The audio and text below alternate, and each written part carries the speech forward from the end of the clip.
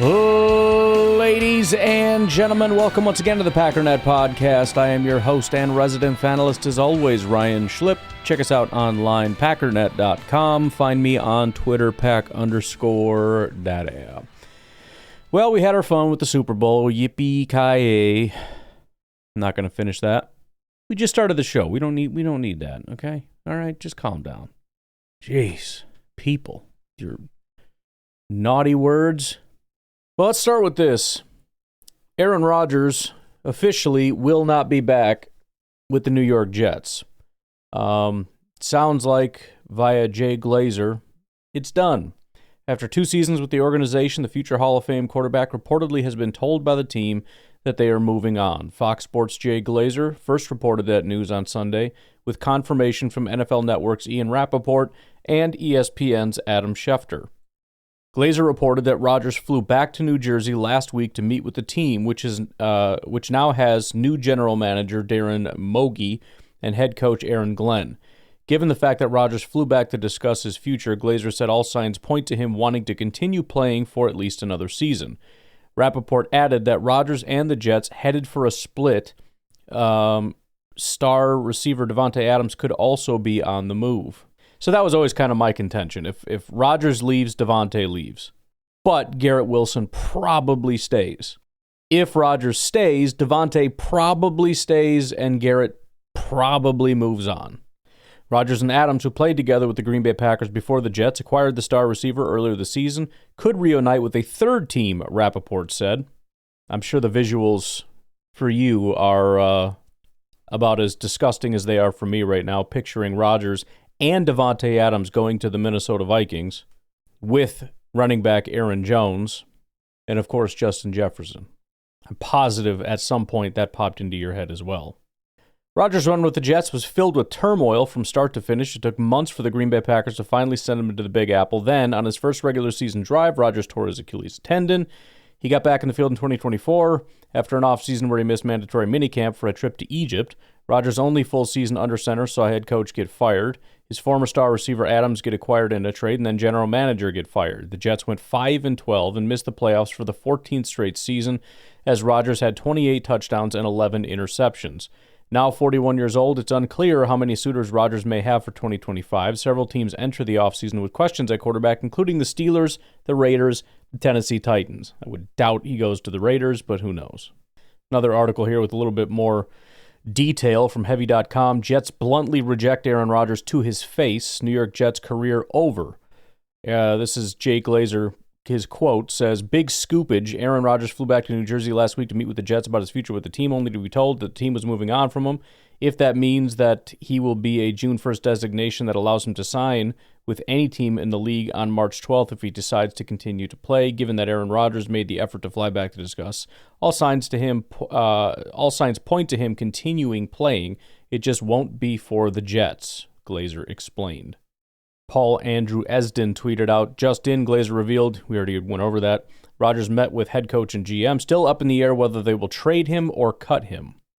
And I got to say, it's funny because I had mentioned before, somehow like the Rodgers crew has come out and tried to make it like, ha-ha, after this season, ha-ha, things didn't go the way you thought, and, that means you were wrong about everything. It's like, okay.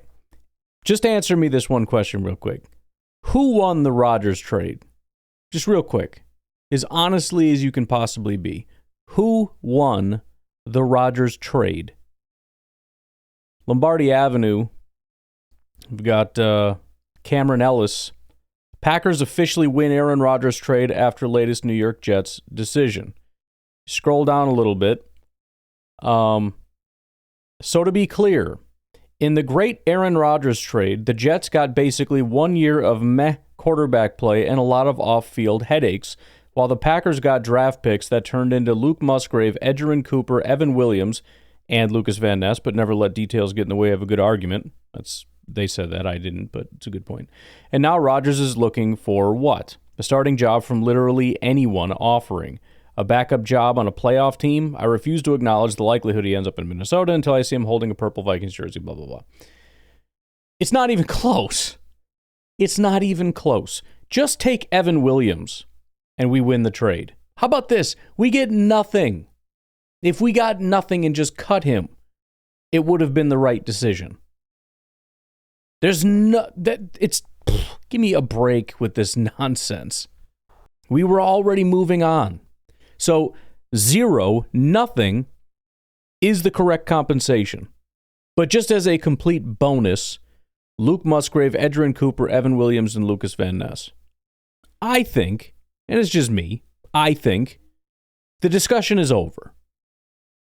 I think we've known this for a while, but now that it's officially done and we can sit and evaluate the value that the Jets got, which is to take a grenade and shove it deep in the crevices of the Jets organization and pull the pin.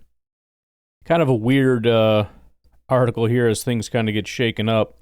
LA Rams an option for Aaron Rodgers amid Matthew Stafford Giants trade rumors. On Monday, the New York Giants made a key hire that could help them land Matthew Stafford in a trade with the LA Rams this offseason. The quarterback opening in LA would be fitting destination for Aaron Rodgers. So that one's a little bit out there, but it's interesting. On Saturday, ESPN Jeremy Fowler suggested the Rams will entertain calls for Stafford this spring. People I've talked to with the Rams don't sound overly concerned about Stafford leaving, despite the tricky contract situation, Fowler wrote. Last summer negotiations weren't easy, and this year's could be even more difficult considering his status as a top-shelf quarterback in the league starved for them. Stafford ranked 12th in QBR. By all accounts, Stafford was happy with the direction of the offense this season, and multiple people at the team say it doesn't seem as if changes are coming, but other teams will inevitably call to gauge interest in, anyway. Stafford will be the top available if Los Angeles entertains the idea moving forward.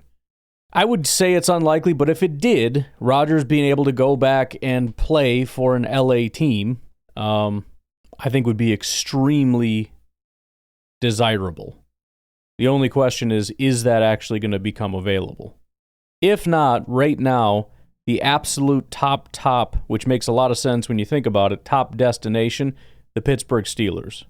There's all kinds of rumors that Russell Wilson is on his way out.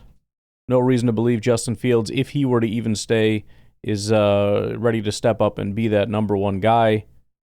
I think the head coaching situation is something Rodgers would covet. It's a defensive team, so he'd be able to largely come in and, I don't want to say run things his way, but kind of. I'm sure Mike Tomlin would not allow him the amount of leeway that the Jets did, but I think Rodgers may actually want a little pushback, to be honest. He acts like he wants Allen Lazard to be his wide receiver 1, but what he really wants is for someone to just tell him no. Several reputable outlets, including Reuters and sports betting sites, have placed the Steelers at the top of the list. Odds from DraftKings and Bet365 have positioned Pittsburgh as a favorite with odds around plus 200 to plus 120, reflecting a strong consensus that the Steelers, who are actively looking to upgrade at quarterback, could offer Rodgers both the starting role and a competitive environment. NFL insiders like Peter King have been vocal about Pittsburgh being a logical fit. King pointed out that with the current quarterback situation in Pittsburgh, where both Russell Wilson and Justin Fields are on shaky ground, the Steelers might well turn to a veteran like Rodgers to bolster their offense. The Steelers need a proven, experienced quarterback, is compounded by their struggles to find consistency at the position since Roethlisberger's retirement. Rodgers' veteran leadership and past success, despite his recent challenges, make him an attractive candidate for a franchise eager to return to the playoffs. It does make sense. I mean, I think the Steelers are kind of a desperate team. I think Mike Tomlin is probably looking at his last couple years there if things don't really turn around. This is not a super young team. This is a team that really needs to do something today. Apparently, Motley Crue singer Vince Neil, his plane crashed, but he wasn't on it. Hopefully, obviously somebody was on it, but it's scary. As for Davante Adams, again, with Rodgers leaving and the direction of the team, it looks very likely that Davante is going to be heading out the door as well. I know a lot of Packer fans are hopeful that that next stop could be in Green Bay. I do think, unfortunately, there are destinations that make a little bit more sense than Green Bay.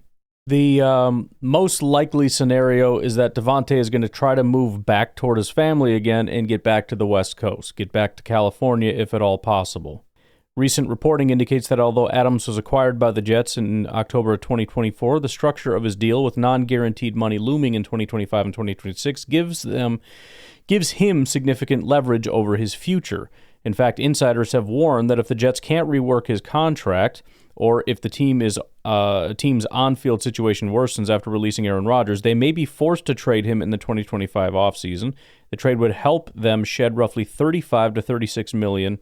So that's why it's going to happen. Top destinations: Los Angeles Rams, Los Angeles Chargers, San Francisco 49ers. Cali.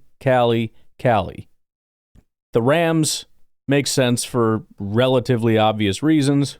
Adams has said he's intrigued in the idea of moving back to the West Coast. They're losing Cooper Kupp. They may be looking to add a piece. Obviously, there's going to be a lot of respect for McVay, the offense, the fact that they're a playoff team, etc., etc. The Chargers make maybe the most sense. You got Jim Harbaugh there. You've got an incredible young quarterback, a team that invested pretty heavily in trying to help their quarterback through offensive line, but they desperately need wide receiver help. Davante could be a very easy plug and play with a hopefully pretty solid team. And then the 49ers, again, very obvious. Deebo Samuel, which we'll get to, very likely going out the door. Not sure who else, but Deebo is gone. But you got Shanahan. Obviously, San Francisco 49ers would be appealing to him being in Cali. The offense is obviously fantastic, even though Shanahan kind of got crapped on this past year. I don't think he's necessarily lost it. I just think, sometimes things go south. I don't know. Those make a ton of sense. In addition, you've got Pittsburgh, which is appealing on its own, right, for almost the exact same reasons. You got the coach that is very respected. You got a good defensive team that needs some offensive help.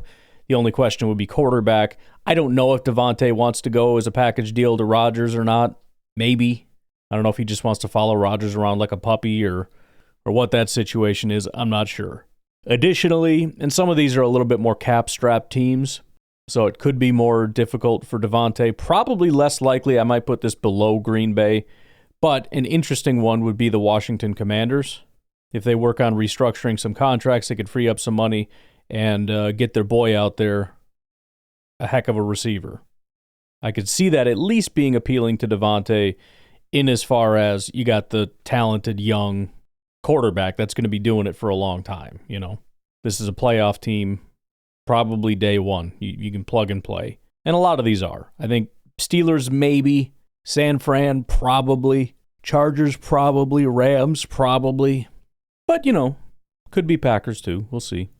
And then finally, as I've been saying, Justin Freed of the Jet Press says Garrett Wilson trade request less likely after New York Jets' Aaron Rodgers decision. Pro Bowl defensive tackle Quinnen Williams posted a series of tweets bashing the Jets for their Rodgers decision on Sunday before deleting his X account. It's safe to say a few others in the locker room might share a similar sentiment. But there's also the other side of the coin. Many believe the Jets made the right decision parting with Aaron Rodgers given his advanced age, health concerns, and tricky financial situation. One individual who probably agrees is Garrett Wilson, which, by the way, is the same thing I said in Green Bay. It's like the guy is frustrating, and then a player comes out and they're like, I love Rodgers. It's like, see, everybody loves Rodgers. It's like, well, no, that guy does. That guy and probably some other guys, but then some other guys really don't like him. That's what happens with people. Wilson's frustration with the Jets organization has been well documented, leading many to believe the star wide receiver could request a trade this offseason. Both league insiders and those within the Jets organization see a real possibility of Wilson asking out in the coming weeks or months, which still can happen. But NFL Network's Ian Rappaport reported late in December, those who know Wilson believe he's been frustrated with the lack of looks from Aaron Rodgers while wondering what else he can do to fix that relationship. Rappaport went on to state that Wilson could request a trade in the offseason if Rodgers returned as the team's starting quarterback. ESPN's Rich Cimini later confirmed that report, insisting that few would be surprised if Wilson requested a trade. That's if Rodgers came back. With Rodgers out of the picture, however, it's possible Wilson reconsiders his stance. Let's hope he doesn't, but he might. And then finally, just because we're on the topic and it's funny, there is a report, probably not a very serious report, but it's funny, so I'm going to report it anyways. Jets could pursue Kirk Cousins amid field of free agents. Oh, the Jets would. All right, let's take a break. We're going to talk more about trades and whatnot, but we're going to move on to some other trade news. We already kind of talked about Debo. Talk about that and some other stuff. When we come back, we'll be right back. So Debo Samuel, Packer fans looking for another wide receiver. Debo Samuel just flies onto the scene. Not that it was completely out of left field, but it kind of went a little under the radar and then went a little crazy. The 49ers did officially give him permission to seek a new team. Now, that does not mean he's leaving, just to be very clear. In fact, the 49ers do this about as well as anybody, where they say, okay, man, sorry to have to let you go. We'll see you later. And then they go out and seek a trade, and there's nothing out there, and they're like, come on back, we'll give you this. And it's like, all right, fine. And a lot of times that's what it is. It's kind of a, you go set the market. You go out there and find what you can find, bring it back to me, and let's see what we can do. He goes out, says, here's what I was able to find. This is the official offer. All right, fine, let's do this.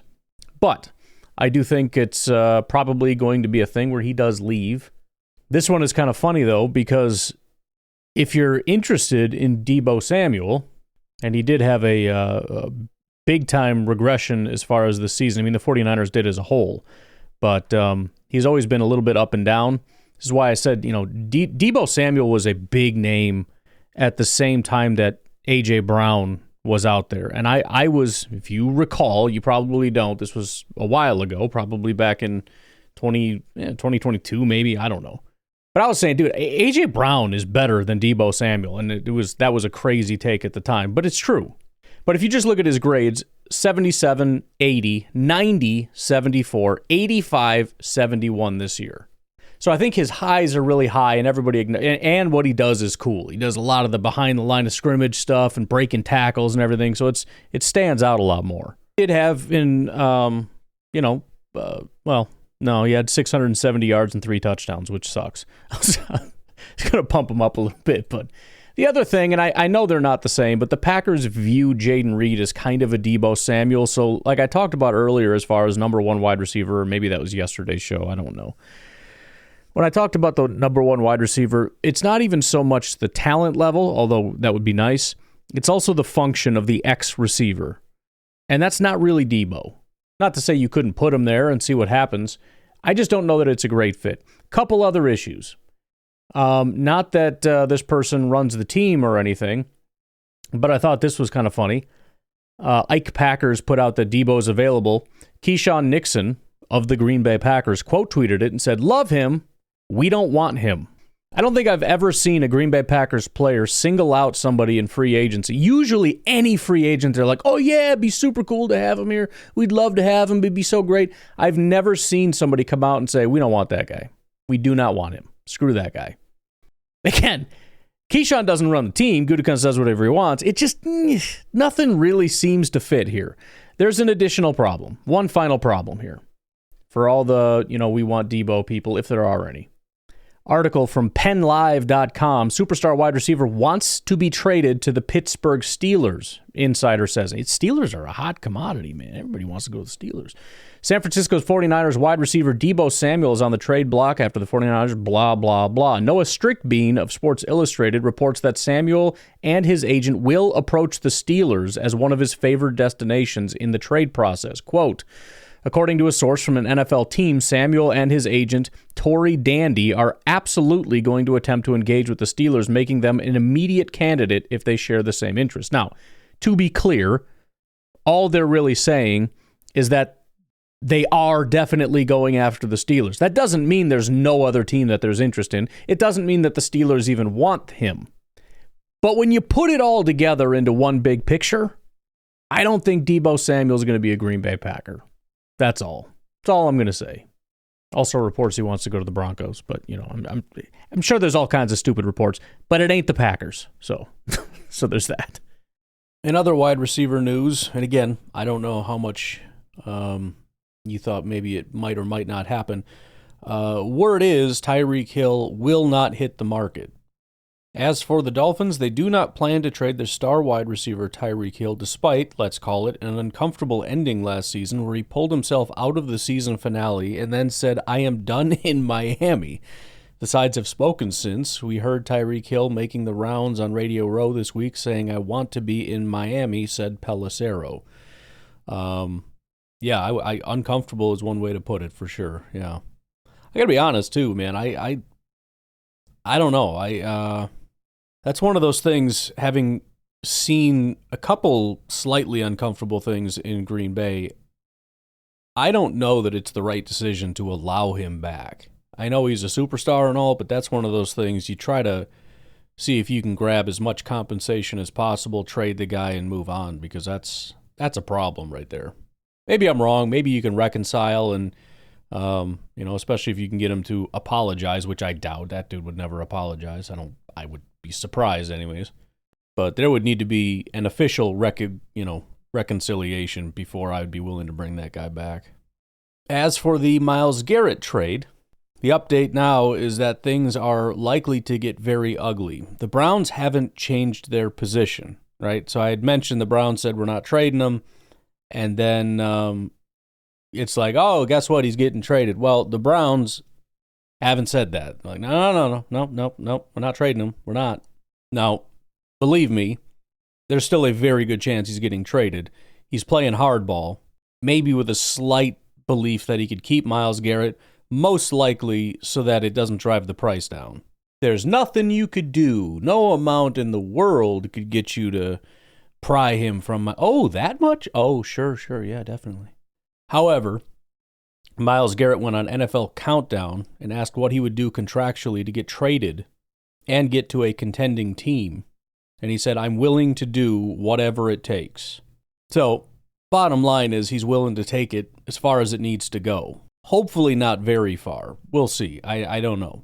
This may be one of those things where they just don't let go of him and he's got to kind of threaten to sit out and it's going into training camp and all that kind of garbage. Hopefully not. I don't think so, but we'll see. We'll see how this thing goes. But the assumption around the league is that this is going to be very ugly.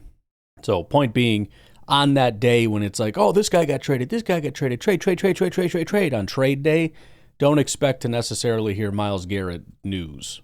We might, but as for Trey Hendrickson, this is from, Tom Pelissero and Ian Rappaport kind of unloading their bag here. After a short-lived trade request last spring, Hendrickson played all 17 games in 2024 for the Bengals and led the NFL with 17.5 sacks, bringing his total to 70.5 over his past 5 seasons, including the 4 he played in Cincinnati. Star quarterback Joe Burrow has been vocal about wanting Bengals to pay Hendrickson, 30, who signed a 1-year extension in 2023 and is due just $16 million next season.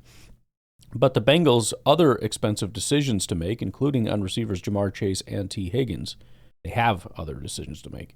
Bengals Director of Player Personnel Duke Tobin recently said they'd try to extend Hendrickson, but noted both sides must agree. Cincinnati rarely makes trades, with Tobin often noting that he doesn't like to trade away great players, but if Hendrickson becomes available, there would be a strong market. It's also worth noting, Steelers pass rusher T.J. Watt is also entering a contract year with $21 million due in 2025 and is headed for another top-of-market deal. Whoever resets the market and whoever they do it, and wherever they do it, Lion star Aiden Hutchinson could be the next big pay. Hutchinson had 7.5 sacks in 5 games before suffering a season-ending leg injury in October and is now extension eligible as he enters his 4th year. So none of those guys are being traded. The point is, as these holdouts continue, as the Browns say, well, we're not, you're staying here, or as Trey Hendrickson tries to work out a contract, if TJ Watt breaks the bank and then Aiden Hutchinson comes along and breaks that bank, the ability to re-sign, it's not good for us either, by the way, because we're going to have to pay these guys. But just to be clear, that's going to probably force guys like Trey Hendrickson out into the market. And that's not all, folks. Cowboys, this is from the Dallas Express, Cowboys considering Parsons trade before contract negotiations. So as all these big contracts are brewing for pass rushers, there's quite a few teams are like, I don't know, bro. I just don't know. Cowboys linebacker Micah Parsons is expected to receive a massive contract extension this offseason, but Dallas is reportedly having discussions about trading the superstar to another team. Tom Pelissero reported over the weekend the Cowboys have had several internal discussions about whether to pay Parsons or trade him for a king's ransom. Parsons said it would be nice to be surrounded by good players that will help me win championships. I'll say that. To me, having $40 million and being chipped every play and slid into 3-4 people, that doesn't sound too fun to me. Now, that doesn't sound great for Green Bay because if he came here, that's exactly what everybody would do. Maybe if Rashawn can kind of step it up and win some one-on-ones, that wouldn't happen as much. But Jordan Love, you may have seen kind of circulating around, was on Micah Parsons' podcast and was asked, are there any guys you'd like to kind of have over in Green Bay that could maybe help you out? And Jordan says, well, there's a guy sitting next to me that maybe could be. So he's officially recruiting Micah Parsons to Green Bay. And then finally, Max Crosby. In that same article with Ian Rappaport and Tom Pelissero, it's quite interesting. It says, while the hiring of Super Bowl winner Pete Carroll was a step towards stability, the Raiders still don't have a franchise quarterback and have a ton of work to do to field a competitive roster. Now keep in mind, the pendulum swung back to Max Crosby probably won't be traded. You never know, it just swings back and forth. But that's where we are. Here's what they had to say. Trading Crosby for a bounty of picks would be one way to expedite that process. And Crosby might welcome the change, particularly if it's to a playoff team where he knows people, and it says, e.g. Green Bay. So, in other words, Green Bay is an example of a team that makes a lot of sense. I don't know if there's a different team. Maybe should have just put IE instead of EG. I don't know. I'm just saying. Crosby has 2 years and about $44 million remaining on the contract extension he signed in 2022. So, there you go. Max Crosby, maybe a little bit less likely, but as they said, it does make a good amount of sense, and there are teams out there that also make a lot of sense for them, like, Green Bay. It's going to be a weird, wild, and crazy offseason. We'll take a break. We'll be right back. Well, since today is trade day, and we got to do our NFL draft stuff, it makes sense that we would talk about the NFL draft and trades. So I figured we would kind of do two different things. Number one, look at some potential trades that could happen in the draft, probably mostly just first round, and also looking at the Green Bay Packers trade compensation. If we give up this, where can you go, et cetera, et cetera. First of all, we've talked about this, the Tennessee Titans. Seems intuitive. You got the number one pick. You need a quarterback. You should take a quarterback. However, there's a lot of talk that maybe this isn't the strongest quarterback class. On top of that, the Titans are probably not really in a position to just grab a quarterback and plop them in and go win. Granted, if you end up getting that superstar, that's usually what happens. But there is a lot of thought that, you can build through the trenches probably, trade back a little bit, get a really good pass rusher, accumulate additional picks. Not only will you get that guy, but you'll get additional draft capital. And you can start rounding out this team, kind of try to put yourself in a position where the Packers are at a little bit, clean up your salary cap with a bunch of young players, end up with a young team, and then start to add, those premier type players. A really stupid suggestion, but it's out there thanks to Mel Kiper, is that the Giants could trade their number 3 pick for J.J. McCarthy. Now, I understand it from the standpoint that if you look at all the quarterbacks, supposedly the two quarterbacks this year, the two prime quarterbacks this year, according to a lot of people, are not as good as the quarterbacks last year, meaning if J.J. McCarthy were in this class and you had the 3rd pick, who would you take? You would take J.J. McCarthy. So from that standpoint, I guess I kind of understand it. It just seems extremely steep to give the number 3 pick for a guy that's spent 1 year already in the NFL and spent that year with a torn ACL. And I don't know that J.J. McCarthy was worth the number 3 pick last year anyway. So it's already not the greatest value, plus you lost a year, plus he's got a torn ACL already in his back pocket. But that's been put out there. Either way, it's worth noting that if the Vikings wanted to, and I don't know why everyone's so hell-bent on just making the Vikings give J.J. McCarthy away. I don't know what that's all about. But that seems to be a really big thing, and it's one of those weird things, too, where, a lot of people want to give away people they don't like, but also pretend they're worth a ton. If we're convinced that the Vikings just don't want J.J. McCarthy and just get rid of him, just blah, blah, blah, blah, blah, then why do we think that he's so valuable? But something to keep an eye on. If they decide to do it, they could probably get some pretty good compensation for him. I don't know if you can get the number 3 spot, but it's a thing. Same thing with the 49ers and Debo. How high of a pick they could get, I don't know, but they're probably looking to get some additional compensation. Similar to the Titans, the Browns have the number 2 pick. Decent speculation that it would make sense to trade that pick away, go get a bunch of picks. Again, do you take a quarterback? You certainly could, but you're in absolute financial hell right now. Your team sucks, and you're probably losing Myles Garrett. So you're in a complete and total rebuild. So assuming you don't think you have some Hall of Fame quarterback sitting here, which if you do, you take them, it would make sense to get an absolute haul. Plus, if you trade away your dude, you're going to get multiple first-round picks this year, multiple second-round picks. You're just going to have the haul of a lifetime, and hopefully can make this a very quick and painless rebuild. That, to me, seems to be the smart option. Or just take another big swing at a quarterback, because that'll never go wrong, right, Browns? The Raiders kind of in an opposite boat. They have a bad team. They have a lot of cap space. They got a new coach, but a pretty old coach. So we need to build now. So I think the plan should be we need to lock down Max Crosby any way that we can, keep all the talent that we have as best as we can. We lost Davante. We lost Josh Jacobs. Max Crosby is running right now for the hills. We need to go grab him. And then what we need to do is trade up for a quarterback. So all those teams that want to trade back have to have a trade partner. Otherwise, you can't trade back. So you need to find a team where it kind of makes sense that we will look for that investment. The Houston Texans are a team that are seen as a move-up candidate. The idea being we've got some good offensive pieces.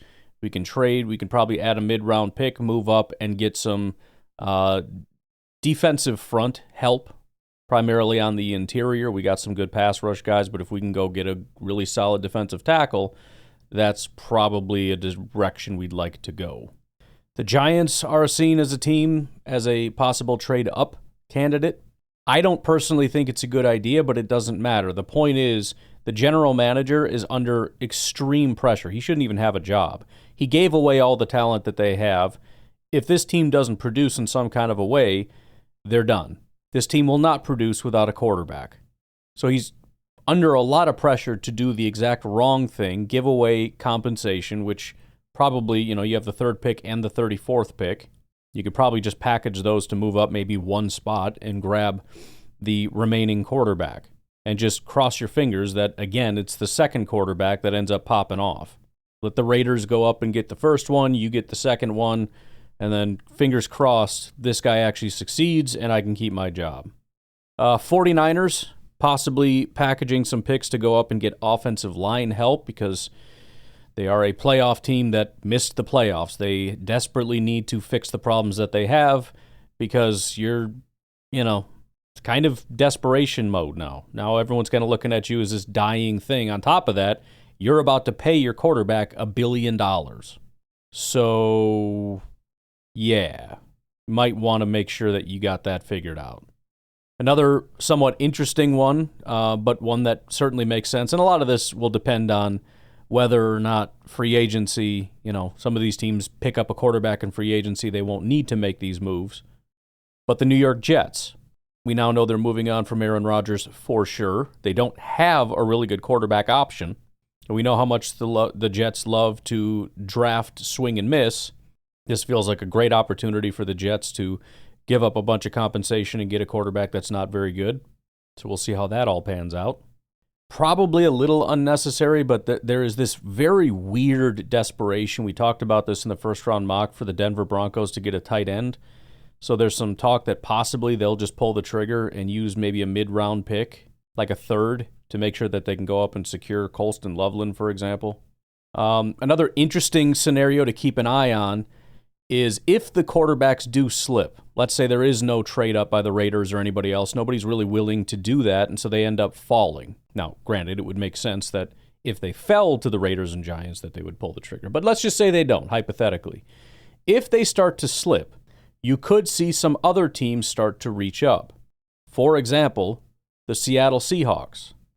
The Seattle Seahawks are in a position at pick 18 where if these guys start to get within striking distance, which who knows where that might be, let's say at the back end of the top 10, they may start to look for Geno Smith's replacement. There's thought that Shedeur Sanders would be a really good fit for Clint Kubiak, the offensive coordinator. And so, again, the cards may need to just be dealt quite right. We'll see how it goes. But if they slip, watch for those sort of second-tier teams to make a move. And then finally, team to keep an eye on, the Buffalo Bills making a move for defensive line. Once you get to the back end, you start dealing with really good teams, and really good teams tend to be teams that at least believe that they're a player away. The Buffalo Bills have been that team forever. They've been that team that every time you get into draft season, you go through this, you look at it and just go, man, that one piece would just be amazing. You know what I mean? Chiefs are the same thing. For the team that has everything, what could we do to help you be even better? So potentially watch for them to move up for a guy like Derek Harmon.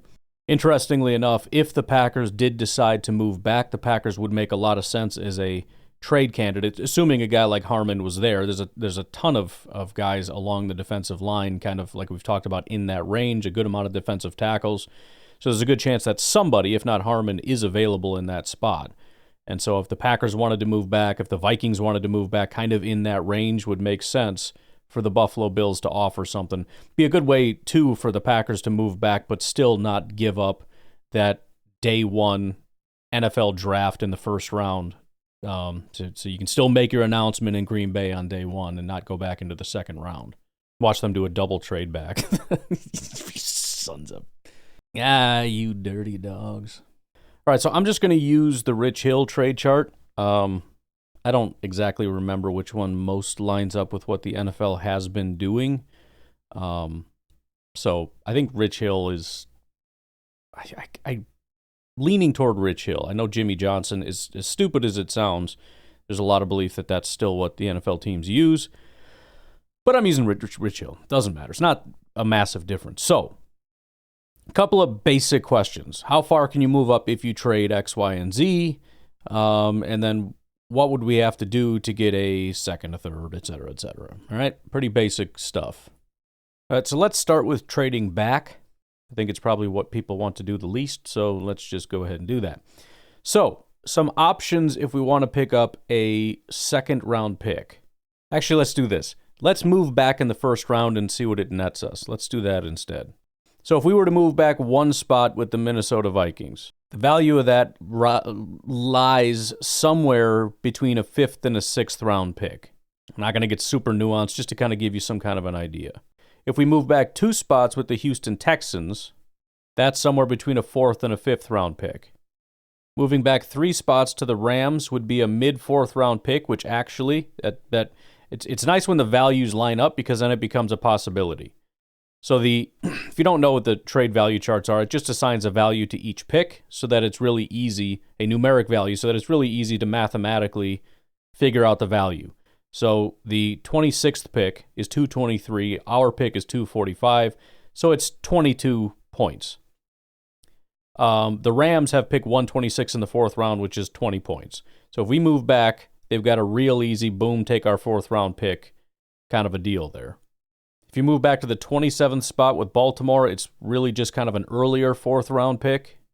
If you move back to 28 with Detroit, it's somewhere between a 3rd and a 4th round pick.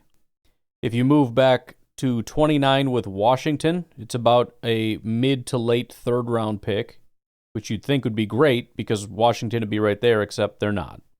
The move back with Buffalo would be a mid 3rd round pick. Move back to 31 with Kansas City, it's still a mid 3rd round pick. And if you move back to 32 with Philadelphia, it is still about a 3rd round pick. Remember, the values it's kind of exponential, right? As you move later and later, it's becoming less and less valuable. But also, as we move closer to the first round, it becomes more and more valuable. So you start to really slow down. In order to get into the second round, you're looking at about 80 points to get to the back of the second round. So we would need to move back to, into the second round for sure. If you want to be as mathematically close as possible, it would be 36 with Jacksonville. Now, that would assume Jacksonville had a pick at the end of the second round, which they don't. Buffalo does have 2 late second-round picks, but I don't really see a scenario where we would get that. If they were to package both of these second-round picks to move up, they'd move way past Green Bay. And I can't imagine the Packers would move from pick 23 to 56 to get that second-round pick to get the additional value, because they don't even have enough value unless we got next year's pick. So that doesn't really work. Unfortunately, the team that does have another 2 second-round picks is the Chicago Bears. And unfortunately, again, their 2 second-round picks are worth more than what we have. Now, we could have some additional compensation. Could the Packers trade their first and third-round pick for Chicago's pick 39 and 41, and then the Packers would have 39, 41, and 54, which is what I had said about, man, if you could stack up in that range, give up the third, which we fail in, give up the first, which we fail in, which is a stupid strategy. But still, let's just say there's a bunch of picks in that range. It's a unbelievably unlikely thing. But just trying to look at specifics of teams that have picks that could net us 2 second round picks. Just not really a thing. But if we did move back, let's just say to pick 33, which we've done before. I think that was the Kevin King year. But you get the first pick in the second round, you would end up taking that pick plus a third-round pick. So you'd have 2 seconds, 2 thirds, essentially, is what that would be. So bottom line is, and it's not impossible, but the idea that we could move back a little bit in the first round to pick up an additional second is not really a thing. You'd have to move back into the second to get a second, and there's not really a team that would, there's not a team right now that has like 2 seconds that if they packaged both second-round picks, they'd move up to pick 23. Both teams that I found that had 2 second-round picks would blow right past us. All right, let's go the other direction. Let's see what we can get if we trade our picks. So the 7th-round pick would net us nothing. 6th and a 7th maybe could move us up 1 spot. A 5th-round pick moves us up about 1 spot. A 4th-round pick probably gets us up to about Denver at pick 20, so that's 3 spots. Our 3rd-round pick could get us up maybe to pick 17. 296 is the value there with Cincinnati. Our 2nd-round pick maybe gets us up to about pick 12 with Dallas, pick 11 if we're aggressive with San Francisco. So without using like a next year's first, which I don't really know what the value of that is, supposedly it's somewhere around a this year's second. So let's say it's the top pick, number 33, would be next year's first. That would get us up to about pick 7. So something to think about. Again, I don't know for sure that that's what it would be, but if the Packers wanted to be hyper aggressive, they could probably get inside the top 10. Relatively comfortable inside the top 10 if there's somebody they desperately wanted to get, a premier pass rusher or something. But otherwise, you're probably getting to that 12-13 range, which I would hate to trade a 2nd-round pick to get up to that range that we've been a few times. It's kind of where we got Lucas Van Ness and where we got Rashawn Gary kind of in that range. I'd rather just hang tight, to be honest. Anyways, that's all I got for you today. You guys have a good rest of your day. I will talk to you tonight, tomorrow, whatever. Have a good one. Bye-bye.